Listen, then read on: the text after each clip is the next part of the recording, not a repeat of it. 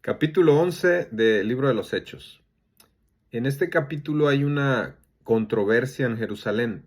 Tal fue el impacto de lo que pasó en el capítulo 10 con Cornelio, que los judíos cristianos, los que estaban, los primeros cristianos de Jerusalén, reaccionan pues negativamente. Mire el verso 3, vaya al verso 3. Le dicen a Pedro: ¿por qué has entrado en casa de hombres incircuncisos y has comido con ellos? O sea, ellos supieron que había ido a la casa de Cornelio y que había estado con un gentil, con un hombre extranjero, y le reclaman. Eh, Ahora, se estaba dando este cambio apenas. O sea, en ese tiempo no había ninguna otra nacionalidad había recibido a Cristo, solo los judíos. Y ellos pensaron que los judíos iban a continuar, solo el cristianismo iba a ser para los judíos. Y este era un cambio muy difícil de aceptar para ellos. Así que de los versos 4 al 17, usted léalos, Pedro explica lo sucedido. ¿Qué pasó? La visión que él tuvo. Hagan de cuenta que vuelve al capítulo 10, ¿verdad? Les explica de todos los detalles. En el verso 18 está la reacción de estos cristianos judíos. Dice: entonces, oídas estas cosas, callaron. Lo primero que hicieron fue callar, como que les cayó así de, ¿what? ¿Qué pasó? O sea, unos romanos están recibiendo a Cristo y están recibiendo el Espíritu Santo.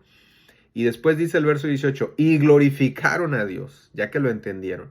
Y dijeron además, de manera que también a los gentiles ha dado Dios arrepentimiento para vida. Ya lo entendieron. O sea, los creyentes judíos en Jerusalén, que eran los de la circuncisión, los que querían que todos siguieran la ley, se dieron cuenta que Dios ya no les estaba pidiendo a los gentiles seguir la ley. Ahora solo era creer en Cristo y eran salvos.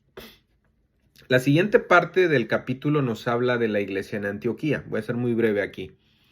Dice el verso 19, los que habían sido esparcidos a causa de la persecución, o sea, siguieron esparciéndose y llegaron a Antioquía.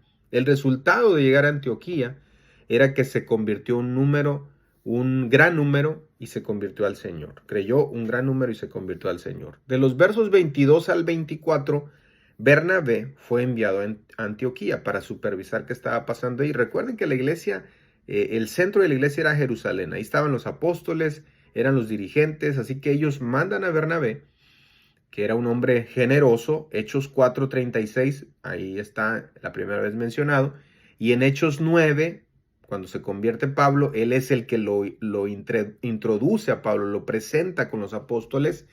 Bernabé fue enviado y dice el verso 23 que cuando llegó vio la gracia de Dios y se regocijó.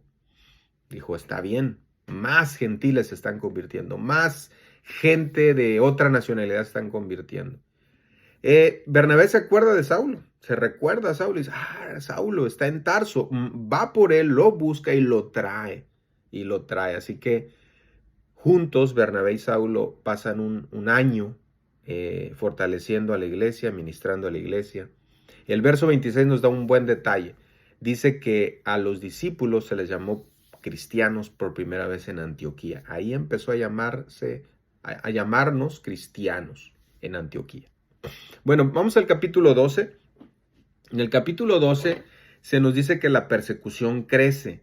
Jacob es asesinado y Pedro es echado a la cárcel. Dice el verso 1, en aquel tiempo el rey Herodes echó a mano a algunos de la iglesia para maltratarles. Este Herodes es el mismo que juzgó a Cristo, es el mismo. Dice el verso 2, y mató a espada a Jacobo, hermano de Juan. Jacobo es el primer mártir de los 12 que estuvieron con Cristo. De los 12 apóstoles, Jacobo fue muerto a espada. Normalmente esto significa que fue decapitado. Entonces se cree que Jacobo fue decapitado por Herodes y echó a la cárcel a Pedro. De los versos 3 al 19 se nos narra que Pedro es liberado de la cárcel. Herodes encarcela a Pedro, el objetivo era matarlo, por eso dice el verso 4, vaya al verso 4, se proponía sacarle al pueblo después de la Pascua, más o menos quería hacer lo mismo que hizo con Jesús. pero la iglesia estaba orando. Dice el verso 5 que la iglesia estaba orando. Dios envía un ángel. Si quiere leer cómo, ahí de los versos 6 al 19, el ángel libera a Pedro. Léalo. Y algo interesante aquí, hermanos, es que Jacobo fue muerto y Pedro fue protegido. Aquí debemos aprender algo. Cuando llega nuestra hora, cuando es el tiempo de nuestra partida, no hay nada que lo detenga, ya está determinado. Pero cuando todavía no es tiempo, Dios va a intervenir y va a proteger. No era la hora de Pedro, todavía había cosas que hacer de Pedro, pero sí era la hora de Jacobo. Así que recordemos eso siempre, hermanos. A veces una persona está sufriendo en enfermedad o está a punto de morir, oramos con fe. Pero si es el tiempo de esa persona, Dios se la va a llevar. Es el tiempo de irse a su hogar celestial. Y cuando no, Dios va a obrar. Bueno, la última sección del capítulo 12.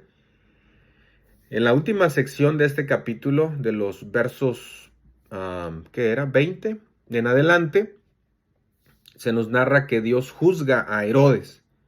Herodes quiso pelear contra Dios. Herodes quiso lastimar a la iglesia. Sin embargo, Dios lo juzgó. Y al momento, dice el verso 23, al momento un ángel del Señor le hirió por cuanto no dio la gloria a Dios y expiró comido de gusanos. Él se sintió Dios.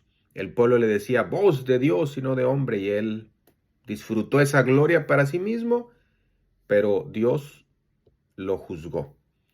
Mató a Jacobo, pero no derrotó el plan de Dios. Arrestó a Pedro, pero la iglesia oró con fervor y Dios lo rescató. La obra de Dios iba a seguir adelante. La iglesia va a seguir adelante. No importa si hay un hombre poderoso que quiera detenerlo. Las puertas del infierno no prevalecerán contra la iglesia de Cristo.